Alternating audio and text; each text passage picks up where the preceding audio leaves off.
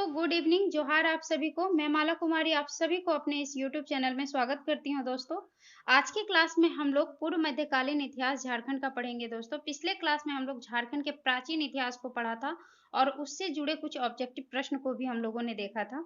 और आज की क्लास में हम लोग झारखंड के पूर्व मध्यकालीन इतिहास को पढ़ेंगे, साथ ही उत्तर मध्यकालीन इतिहास को भी पढ़ेंगे। इसके बाद इस टॉपिक से जुड़े कुछ ऑब्जेक्टिव प्रश्न को भी देखेंगे ताकि यह टॉपिक हमारा अच्छे से क्लियर हो जाए। आने वाले समय में दोस्तों जितने भी प्रतियोगिता परीक्षाएं होंगी, चाहे वो जीएसएससी सीजीएल हो, जेपीएससी हो या जेएसएससी हो या झारखंड उत्पाद सिपाही हो या एसआई की परीक्षा हो, इन सभी प्रतियोगिता परीक्षाओं के लिए ये सभी टॉपिक और सभी प्रश्न बहुत ही महत्वपूर्ण है दोस्तों। तो चलिए हम लोग आज के क्लास को देखते हैं। इससे पहले मैं आप लोगों से एक और रिक्वेस्ट करना चाहूंगी दोस्तों कि यदि आप लोगों ने मेरे चैनल को सब्सक्राइब किया है तो बहुत अच्छी बात है, नहीं किया है तो प्लीज़ ज़रूर सब्सक्राइब करें। आपके सब्सक्राइब लाइक से हमें प्रोत्साहन मिलता है दोस्तों, और इस तरह के वीडियो बनाने में हम लोगों को और भी उत्साहित होते हैं और इससे अच्छे अच्छे वीडियो लेके आने के लिए हमारे हौसले को बढ़ाए रखें और हमारे चैनल को लाइक और सब्सक्राइब जरूर करें, शेयर भी करें। कर दिया है तो थैंक यू इसके लिए, और नहीं किया है तो प्लीज़ प्लीज़ प्लीज़ चैनल को सब्सक्राइब करें। चलिए आज के क्लास में हम लोग आगे बढ़ते हैं। पूर्व मध्यकालीन इतिहास झारखंड का इस काल में क्या हो रहा था, तो सबसे पहले तो हम लोग देखते हैं कि पूर्व मध्यकाल में झारखंड। तो पूर्व मध्यकाल है क्या दोस्तों, तो हर्षवर्धन की मृत्यु और दिल्ली सल्तनत की स्थापना के बीच की अवधि को पूर्व मध्यकाल कहा जाता है। और हर्षवर्धन की मृत्यु और दिल्ली सल्तनत की स्थापना के बीच के अवधि अर्थात बीच के काल समय को पूर्व मध्यकाल कहा जाता है। नेक्स्ट है कि झारखंड राज्य का संबंध पूर्व मध्यकाल से भी रहा है। हमारा झारखंड राज्य जो है दोस्तों, इसका संबंध पूर्व मध्यकाल से रहा है। अब क्या संबंध रहा है चलिए देखते हैं। 800 से 1200 ईस्वी के बीच संचालित हुआ यह भारत में अति विकेंद्रीकृत काल है, जिसे सामंत काल या राजपूत काल भी कहा जाता है। 800 से 1200 ईस्वी के बीच में संचालित हुआ यह भारत में अति विकेंद्रीकृत काल कहने का अर्थात यह है दोस्तों कि इससे पहले मगध शासक हुए या वर्धन शासक हुए, इन सभी का जो शासन था, शासन व्यवस्था था, वो पूरे भारत में था दोस्तों। लेकिन इनके बाद भारत में विकेंद्रीकृत अर्थात कहने का मतलब जो क्षेत्रीय शासक हुए, क्षेत्रीय शासक होते थे, उन क्षेत्रीय शासक के द्वारा शासन प्रारंभ हुआ और उनके द्वारा शासन प्रारंभ हो गया, उसी को हम लोग विकेंद्रीकृत काल कहते हैं, जिसे सामंत काल या राजपूत काल भी कहा जाता है। इस काल में क्षेत्रीय मंदिर निर्माण शैली में अद्भुत प्रगति हुई। अब ये जो पूर्व मध्यकाल था दोस्तों, इस काल में मंदिरों की जो है बहुत प्रगति हुई। इस काल में बहुत से मंदिरों का निर्माण करवाया गया, जिसमें से झारखंड में भी कई सुप्रसिद्ध मंदिरों का निर्माण हुआ, जैसे महामाया मंदिर, टांगीनाथ मंदिर, छिन्नमस्तिका मंदिर आदि। चलिए आगे नेक्स्ट हम लोग देखते हैं ये महामाया मंदिर कहाँ है दोस्तों, तो झारखंड में महामाया मंदिर गुमला जिला के हापामुनि गांव में स्थित है तथा इसका निर्माण नागवंशी राजा गजघंट राय ने 908 में कराया। 908 ईस्वी में इसका निर्माण करवाया। किन्होंने करवाया, तो नागवंशी राजा गजघंट राय ने। ठीक है। और इस मंदिर के प्रथम पुरोहित कौन थे, तो प्रथम पुरोहित जो थे एक मराठी ब्राह्मण थे, उनका नाम था हरिनाथ थे, उनका नाम हरिनाथ था। और 1310 ईस्वी में नागवंशी राजा शिवदासकर ने यहाँ विष्णु प्रतिमा की स्थापना कराई। तो हापा मुनि मंदिर कहाँ है दोस्तों, तो हापा मुनि मंदिर गुमला जिला के महामाया मंदिर कहाँ है दोस्तों, तो महामाया मंदिर गुमला जिला के हापा मुनि गांव में स्थित है तथा इसका निर्माण जो है, इसका निर्माण नागवंशी राजा गजघंट राय ने 908 ईस्वी में कराया।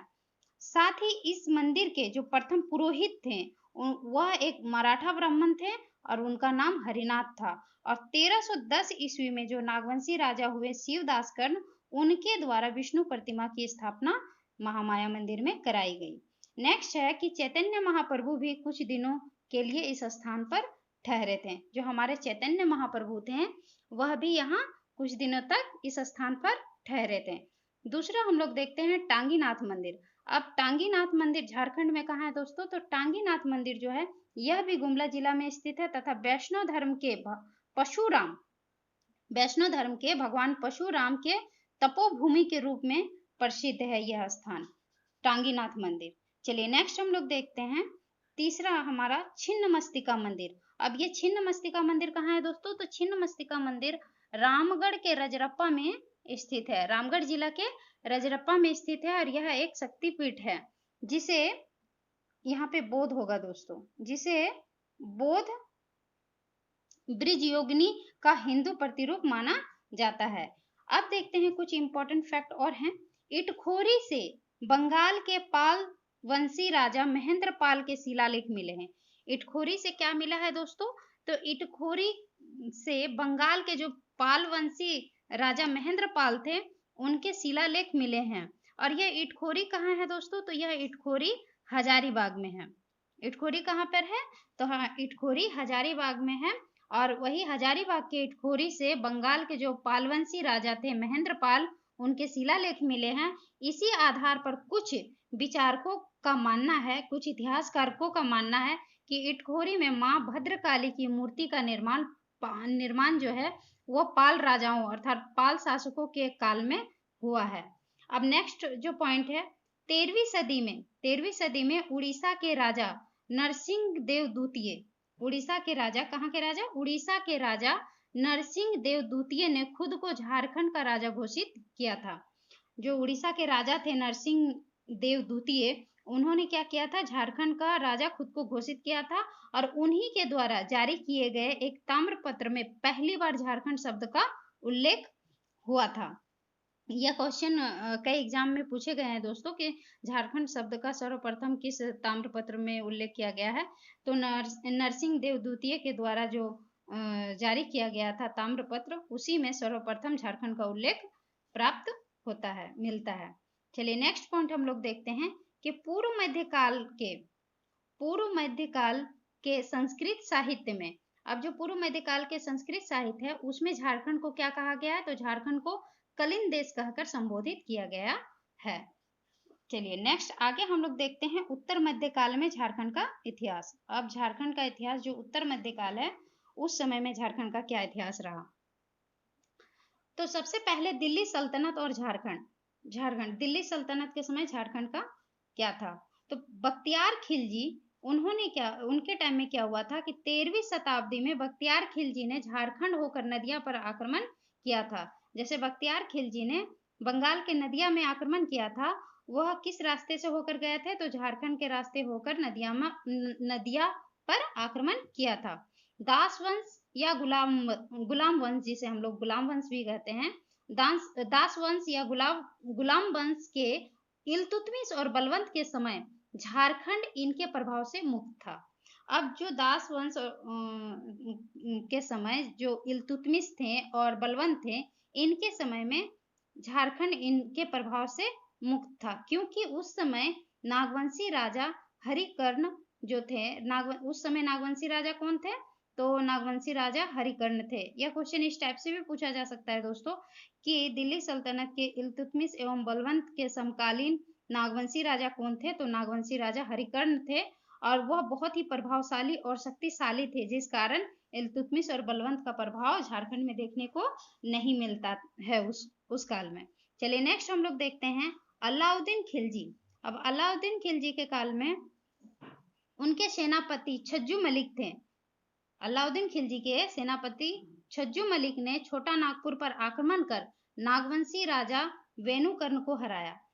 उस वक्त अलाउद्दीन खिलजी के समकालीन नागवंशी राजा कौन थे? तो समकालीन राजा थे वेणुकर्ण, उनको हराकर उन्हें कर देने के लिए मजबूर किया।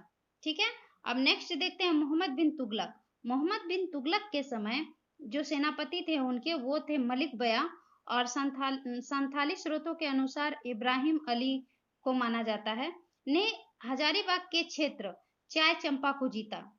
कहाँ जीता? किस क्षेत्र को जीता? तो हजारीबाग के क्षेत्र चाय चंपा को जीता तथा फतेह खान दोला को यह क्षेत्र समर्पित कर दिया।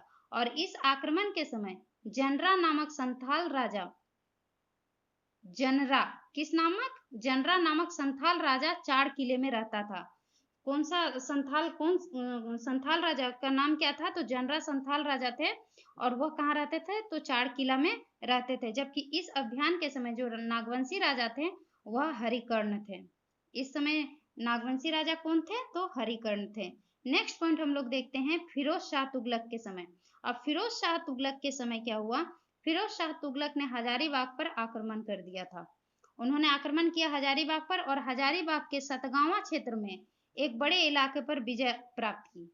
हजारीबाग के सतगावा क्षेत्र में विजय प्राप्त की तथा सतगावा क्षेत्र को अपने जीते हुए क्षेत्रों की राजधानी बनाया।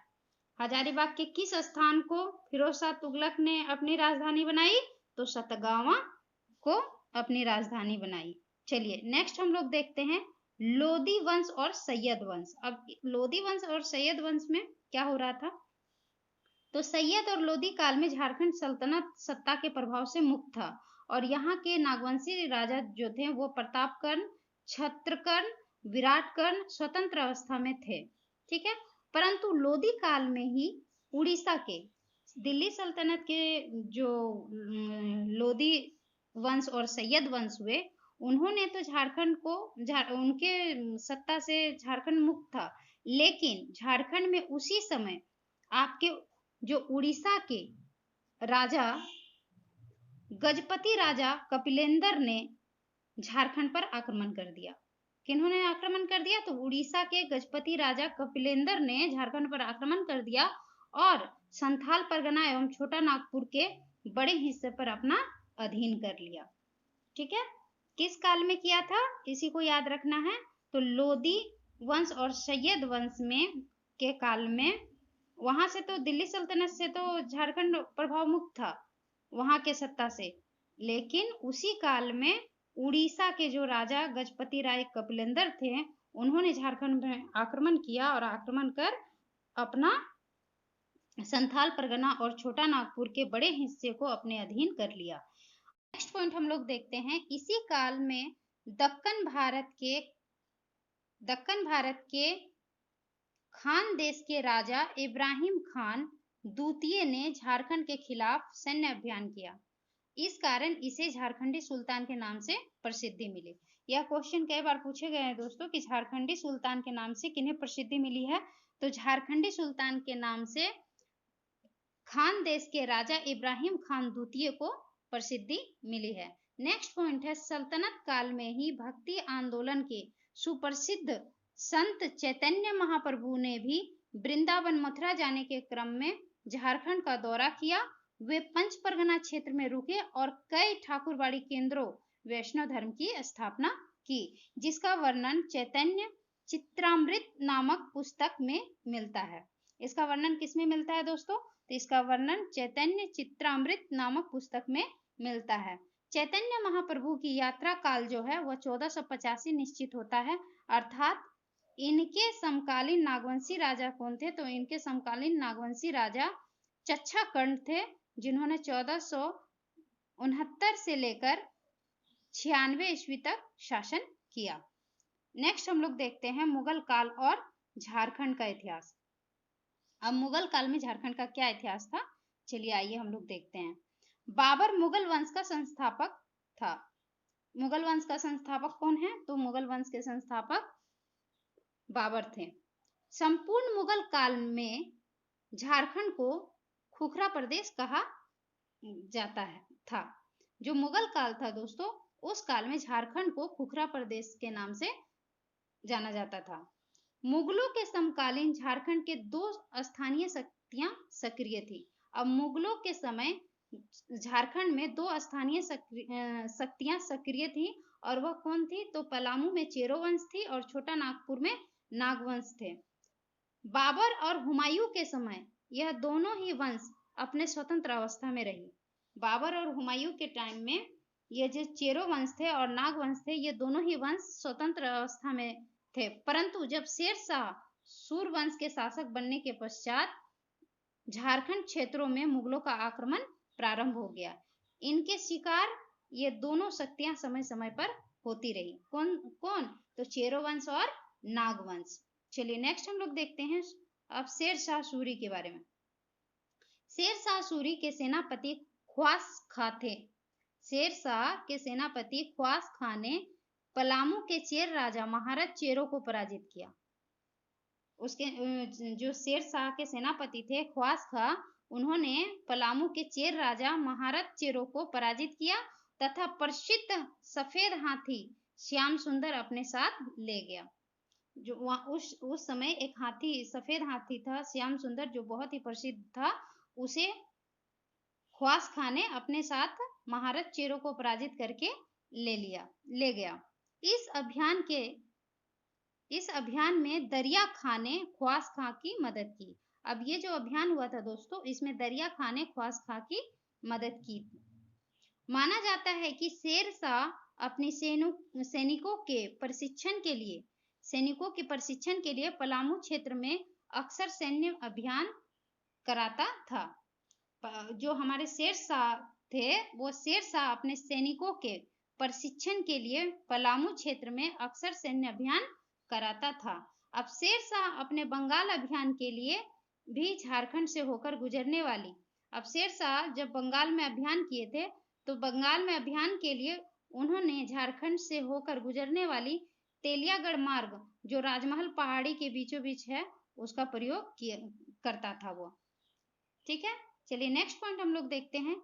शेर शाह के इस अभियान का जो वर्णन है, ये जो शेर शाह बंगाल अभियान के लिए झारखंड से होकर गुजरने वाली तेलियागढ़ मार्ग, जो राजमहल पहाड़ी के बीचों बीच था, उसका प्रयोग करता था, इसका वर्णन कहाँ मिलता है दोस्तों? तो शेर शाह के इस अभियान का वर्णन अहमद यादगार की पुस्तक तारीख शाही एवं अब्बास खां शेरवानी की पुस्तक तारीख शेर शाही से प्राप्त होता है।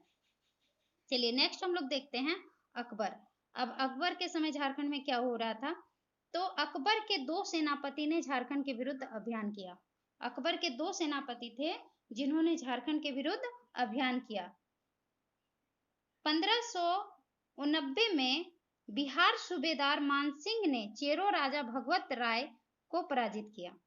अब बिहार के जो सूबेदार मानसिंह थे, उन्होंने चेरो राजा भगवत राय को पराजित किया। इसके पश्चात सिंहभूम एवं मानभूम क्षेत्र को जीता और भगवत राय को पराजित करके बिहार सूबेदार जो मानसिंह थे, उन्होंने सिंहभूम और मानभूम क्षेत्र को जीत लिया और मानभूम में पंचेत किला का निर्माण करवाया। जो मानभूम में पंचेत किला है, वह बिहार सूबेदार मानसिंह के द्वारा निर्माण करवाया गया। साथ ही परा एवं तेलकुपी के मंदिरों का जीर्णोद्धार करवाया। तो परा और तेलकुपी के मंदिरों का जीर्णोद्धार किन्होंने करवाया? तो बिहार सूबेदार मानसिंह ने ही करवाया, जो अकबर के सेनापति थे। मानसिंह ने राजमहल क्षेत्र को भी जीता तथा राजमहल साहेबगंज को अपनी राजधानी बनाया। अब राजमहल क्षेत्र को जीतकर उन्होंने क्या किया? राजमहल के साहेबगंज को अपनी राजधानी बनाया। साथ ही बरकोटा महल वाले नगरों को अकबर नगर का नाम दिया। जो बरकोटा महल वाले नगर थे, उन नगरों को अकबर नगर का नाम दिया। नेक्स्ट हम लोग देखते हैं अकबर के समय उनके जो दूसरे सेनापति थे, शहबाज खां ने नागवंशी राजा मधुकर शाह को पराजित किया। अब ये जो दूसरे उनके सेनापति थे शहबाज खां, उन्होंने नागवंशी राजा मधुकर शाह को पराजित किया था और करदाता राज्य बनाया। उन्हें पराजित करके करदाता राज्य उनको बना दिया। अकबर कालीन कर्मों का वर्णन, जो अकबर के समय जो भी काम हुए, उन सभी का वर्णन किसमें मिलता है? तो अबुल फजल की पुस्तक अकबरनामा से प्राप्त होती है। चलिए नेक्स्ट हम लोग देखते हैं जहांगीर के बारे में। अब जहांगीर के समय झारखंड में क्या हो रहा था? तो जहांगीर का समकालीन नागवंशी राजा जो था, वह था दुर्जन साल थे और जहांगीर के सेनापति इब्राहिम खान ने 1615 में दुर्जन साल को पराजित किया। इसके बाद उसे 12 वर्ष तक ग्वालियर के किले में बंदी बनाकर रखा। हालांकि बाद में हीरे का पारखी होने के कारण दुर्जन साल को शाह की उपाधि दी गई और कैद से मुक्त कर दिया गया। दुर्जन साल को हीरे की पारखी होने के कारण उन्हें कैद से मुक्त कर दिया गया और शाह की उपाधि दी गई। साथ ही दुर्जन शाह ने मुगल शासक जहांगीर को 6000 वार्षिक कर देना स्वीकार किया। उन्हें कैद से मुक्त करने के लिए वार्षिक कर देना पड़ा, और कितना वार्षिक कर देना पड़ा? तो 6000 वार्षिक कर मुगल शासक जहांगीर को देना पड़ा। चलिए नेक्स्ट पॉइंट हम लोग देखते हैं। तुजू के जहांगीरी में जहांगीर ने तुजू के जहांगीर में जहांगीर ने स्थानीय लोगों के द्वारा संख नदी से हीरे प्राप्त करने के तरीके का वर्णन किया गया है। जो जहांगीर द्वारा खुद का लिखा हुआ तुजू के जहांगीरी है, उसमें स्थानीय लोगों द्वारा संख नदी से हीरे प्राप्त करने के तरीके का वर्णन इसमें मिलता है। किस किस पुस्तक में? तो तुजू के जहांगीरी में।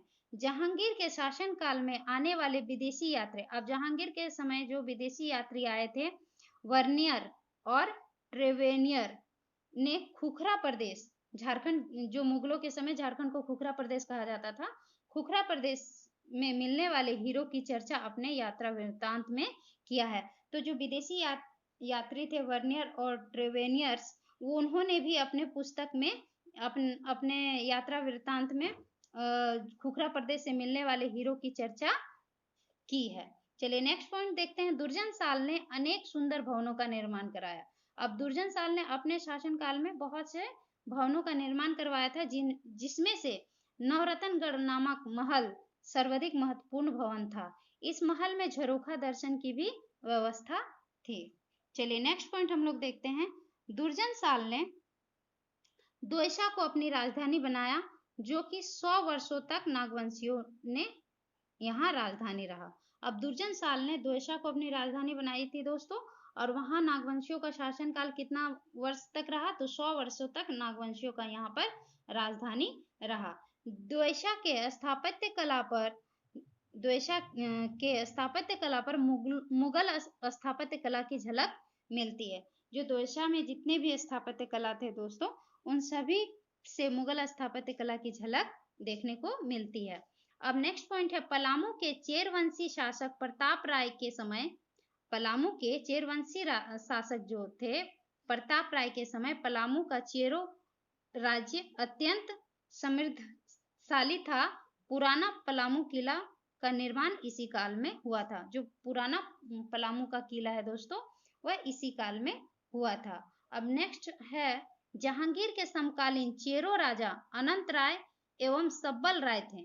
जहांगीर के समकालीन यदि पूछा जाए कि जहांगीर के समकालीन चेरो शासक कौन थे, तो जहांगीर के समकालीन चेरो शासक अनंत राय और सहबल राय थे। और नागवंशी राजा यदि पूछा जाए कि जहांगीर के समकालीन नागवंशी राजा कौन थे, तो वह थे दुर्जन साल। चलिए नेक्स्ट पॉइंट देखते हैं। अफजल खान ने चेरो राजाओं के खिलाफ, अफजल खान ने चेरो राजाओं के खिलाफ कई सैन्य अभियान किए तथा उन्हें अपनी अधीनता स्वीकार करने के लिए बाध्य किया। चलिए नेक्स्ट क्वेश्चन देखते हैं। जहांगीर ने सबल राय को गिरफ्तार कर, जहांगीर ने चेरो शासक जो सहबल राय थे उन्हें गिरफ्तार कर दिल्ली में हिंसक पशुओं से लड़ाया, जिससे उनकी दर्दनाक मौत हो गई। और उनकी मौत के बाद मुगल और चेरो के संबंध जो है अत्यंत बिगड़ गए। चलिए नेक्स्ट पॉइंट देखते हैं, शाहजहां। अब शाहजहां के काल में क्या हो रहा था झारखंड में दोस्तों? तो शाहजहां के काल में, शाहजहां के समकालीन जो चेरो राजा थे वह तेज राय एवं प्रताप राय हुए। शाहजहां के समकालीन चेरो राजा कौन थे? तो राजा तेज राय और प्रताप राय हुए। इनके खिलाफ शाइस्ता खान ने 1642 में अभियान किया और प्रताप राय को पराजित कर 80,000 वार्षिक नजराना वसूला। तो शाहजहां थे, उनके समकालीन थे चेरो राजा तेज राय और प्रताप राय, और इनके खिलाफ शाइस्ता खान ने 1642 ईस्वी में अभियान किया और अभियान करके प्रताप राय को पराजित कर दिया, और पराजित करके उनसे 80,000 वार्षिक नजराना वसूला। पुनः 1643 ईस्वी में, अब पुनः 1643 ईस्वी में जबरदस्त खां आए और उन्होंने पलामू में आक्रमण कर प्रताप राय के साथ संधि कर ली, जिसके तहत संधि करके प्रताप राय को मुगलों की मनसबदारी अर्थात जमींदारी दी गई। चलिए नेक्स्ट पॉइंट देखते हैं, औरंगजेब के समय झारखंड में क्या हो रहा था। अब औरंगजेब के समय क्या हो रहा था दोस्तों? तो औरंगजेब के समय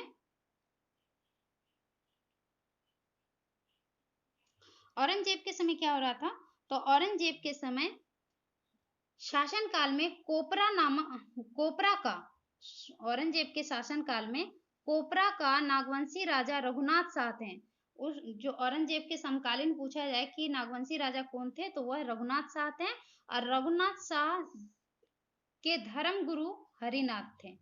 रघुनाथ शाह के धर्म गुरु कौन थे? तो हरिनाथ थे। नागवंशी शासक रघुनाथ शाह और राम शाह, अब नागवंशी शासक जो रघुनाथ शाह और राम शाह थे, वह औरंगजेब के समकालीन थे। ठीक है, तो औरंगजेब के समकालीन शासक नागवंशी शासक कौन थे? तो रघुनाथ शाह और राम शाह थे। अत्यंत रघुनाथ शाह अत्यंत धार्मिक प्रवृत्ति और दानी स्वभाव के थे।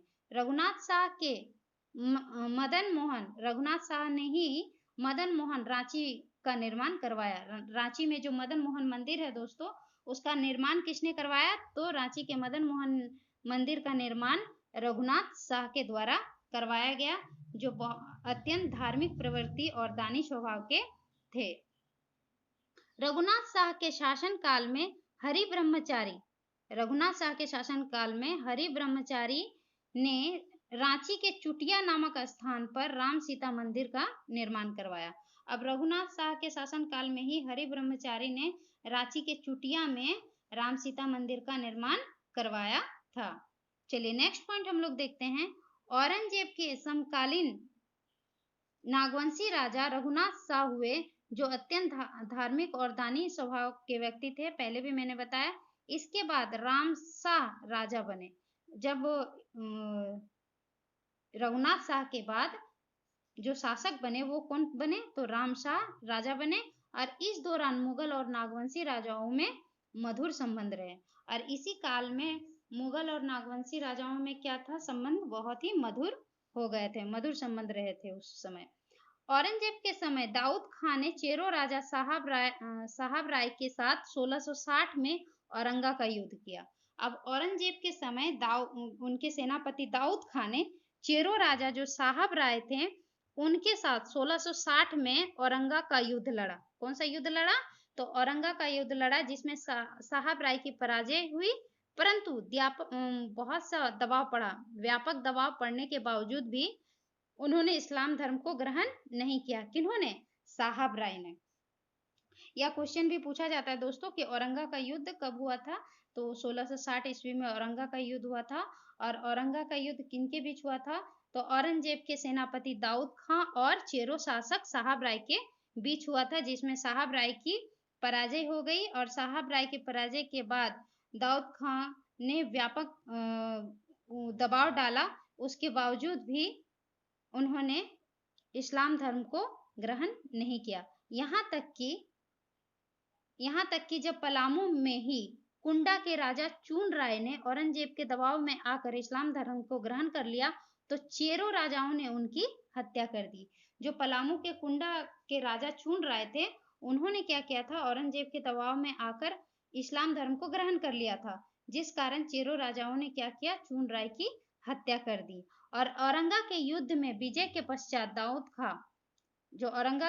युद्ध में दाऊद खां ने विजय हासिल की। और विजय हासिल करने के बाद उन्होंने पलामू किला में उन्होंने पलामू किले में रहना शुरू कर दिया, तथा पलामू विजय की स्मृति में एक मस्जिद वहां पर बनवाया, एक मस्जिद का निर्माण करवाया। स्थानीय प्रशासन को नियंत्रण करने के लिए औरंगजेब ने मनकली खां को पलामू का हवलदार नियुक्त किया। अब वहां के स्थानीय प्रशासन को नियंत्रण करने के लिए औरंगजेब ने किसे हवलदार नियुक्त किया? तो मनकली खां को पलामू का हवलदार नियुक्त किया। चलिए कुछ महत्वपूर्ण तथ्य है दोस्तों, उसको भी हम लोग देख लेते हैं। अब इस काल में क्या हो रहा था कि झारखंड का एकमात्र ऐसा क्षेत्र था जहां मुस्लिम आक्रमण से बचा हुआ था। और वह कौन सा क्षेत्र था दोस्तों? तो झारखंड में धनबाद एकमात्र ऐसा क्षेत्र था जो मुस्लिम आक्रमण से बचा रहा। दूसरा पॉइंट है, मुगल काल में झारखंड को कुकरा या खुखरा प्रदेश कहा जाता था। किस काल में? मुगल काल में। जहांगीर ने अपनी आत्मकथा जहांगीर ने अपनी आत्मकथा तुझके जहांगीरी में शंख नदी के आसपास मिलने वाले हीरे और उसे चुनने के तरीकों का विस्तृत वर्णन किया है। नेक्स्ट पॉइंट हम लोग देखते हैं, मुगल काल साहित्य में नागवंशी राजाओं को जमींदार ए खा आलमा अर्थात हीरा खान का मालिक कहा गया है। मुगल काल साहित्य में नागवंशी राजाओं को क्या कहा गया है? जमींदार ए खा आलमा कहा गया है, जिसका अर्थ होता है हीरा खान का मालिक। चलिए नेक्स्ट पॉइंट देखते हैं, मुगल कालीन ऐतिहासिक स्रोतों को देखा जाए तो अकबर का इतिहास, मुगल कालीन ऐतिहासिक स्रोत जितने भी हैं उसे यदि देखा जाए तो अकबर का इतिहास अकबरनामा, जहांगीर का आत्मकथा तुझके जहांगीरी एवं औरंगजेब का इतिहास आलमगीरनामा पुस्तक से प्राप्त होता है। चलिए नेक्स्ट हम लोग देखते हैं उत्तर मुगल काल एवं झारखंड का इतिहास। तो उत्तर मुगल काल में झारखंड का क्या इतिहास रहा दोस्तों? चलिए आइए देखते हैं। औरंगजेब के निधन के बाद उत्तर मुगल काल प्रारंभ होता है। औरंगजेब की मृत्यु के बाद उत्तर मुगल काल प्रारंभ होता है। इस काल में नागवंशी राजा एवं चेरो राजा दोनों ही अपने स्वतंत्रता को अपनाए। अब औरंगजेब की मृत्यु के बाद क्या हुआ, जो नागवंशी राजा थे और चेरो राजा थे, दोनों ने फिर से अपनी स्वतंत्रता हासिल कर ली। परंतु फर्रुखसियर के समय बिहार के सूबेदार सरबुलंद खां, बिहार के जो सूबेदार थे सरबुलंद खां ने खुखरा प्रदेश अर्थात झारखंड को विजित किया। यहाँ पे विजित मतलब जीता, ये गलत है, वर्जित नहीं होगा, विजित किया मतलब जीता, तथा समकालीन नागवंशी राजा राम शाह को पराजित किया और राम शाह के निधन के बाद यदुनाथ शाह शासक बने। नागवंशी शासक जो राम शाह निधन हुए उसके बाद नागवंशी शासक कौन बने? तो यदुनाथ शाह शासक बने तथा मुगलों के भय से दोयसा के जगह पालकोट को अपनी राजधानी बनाई। दोयसा में जो राजधानी बनाई गई थी दोस्तों, उसे कहाँ लेकर जाया गया? पालकोट में बनाया गया राजधानी। और यह पालकोट में राजधानी किनके द्वारा बनाया गया? तो यदुनाथ शाह के द्वारा पालकोट में राजधानी बनाई गई। चलिए नेक्स्ट हम लोग देखते हैं, उत्तर मुगल काल में ही झारखंड में मराठा सेनापति भास्कर राव पंडित ने, अब जो मराठा सेनापति थे भास्कर राव पंडित ने झारखंड पर आक्रमण किया। ठीक है, पूछा जाता है दोस्तों कि झारखंड में किस मराठा सेनापति ने आक्रमण किया? तो भास्कर राव पंडित ने झारखंड में आक्रमण किया। और किस काल में? तो उत्तर मुगल काल में झारखंड में आक्रमण किया। मराठों का आक्रमण नागवंशी शासक श्याम सुंदर शाह के काल में आरंभ होता है। अब मराठों का आक्रमण किस काल में प्रारंभ होता है? तो मराठों का आक्रमण जो है दोस्तों वो नागवंशी शासक श्याम सुंदरनाथ शाह के काल में प्रारंभ होता है। नेक्स्ट पॉइंट देखते हैं दोस्तों, उत्तर मुगल काल में हिदायत अली ने हुसैनाबाद और हैदरनगर की स्थापना की। अब उत्तर मुगल काल में ही हिदायत अली जो थे दोस्तों, उन्होंने हुसैनाबाद और हैदरनगर की स्थापना की, जो वर्तमान के बिहार में हुसैनाबाद है और हैदर अली जो है वो झारखंड के पलामू में स्थित है। और 1740 में बंगाल के सूबेदार अलीवर्दी खां, 1740 ईस्वी में बंगाल सूबेदार अलीवर्दी खां के समय हिदायत अली खां ने रामगढ़ राजा विष्णु सिंह को पराजित कर रामगढ़ क्षेत्र से लगान वसूली की। तो ये हिदायत अली ने क्या क्या किया? तो हिदायत अली ने उत्तर मुगल काल में हुसैनाबाद और हैदरनगर की स्थापना की। साथ ही 1740 में बंगाल सूबेदार अलीवर्दी खां के समय ही हिदायत अली खां ने रामगढ़ के राजा विष्णु सिंह को पराजित कर रामगढ़ क्षेत्र में जीत हासिल की और वहां से लगान वसूली प्रारंभ की। नेक्स्ट पॉइंट देखते हैं, इतिहासकार जे.एच. हेविट के अनुसार भोसले परिवार की राजधानी नागपुर के आधार पर ही खुखरा प्रदेश को छोटा नागपुर कहा जाने लगा। जो हमारे इतिहासकार हैं दोस्तों जे.एच. हेविट, उनके अनुसार जो भोसले परिवार की राजधानी वो नागपुर में थी और उन्हीं के आधार पर जो खुखरा प्रदेश जिसे झारखंड कहा जाता है उसका नाम जो है छोटा नागपुर कहा जाने लगा।